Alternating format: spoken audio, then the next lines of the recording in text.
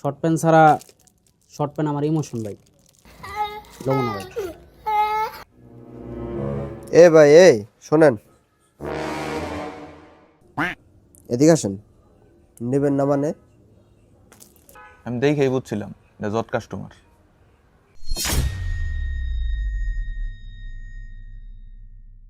মেয়ে আপনি কি ফাইজলামি পাইছেন? এতগুলা মাল দেখলেন এখন কইতেছেন নেবেন না, যাইতেছেন গা।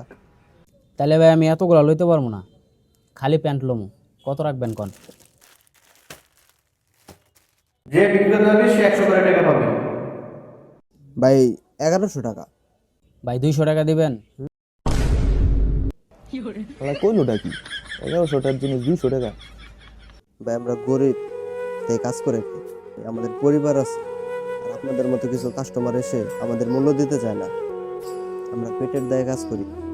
আপনি কিভাবে পারলেন 1100 টাকার জিনিস 200 টাকা বলতে? কোন বিবেকে বললেন? কিভাবে পারলেন ভাই? থাক, কষ্ট পেও না। ওর মতন কাস্টমার কত আইব, ওর কাছে বেচার দরকার নেই। থামেন। আমি নিজেও গরিব।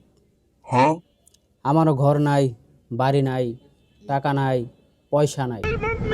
থামেন, আপনারা বেশি ইমোশনাল হয়ে গেছেন। ইমোশন দিয়ে আঙ্গ ব্যবসা চলবো না, আপনি অন্যদিকে দেখতে পারেন।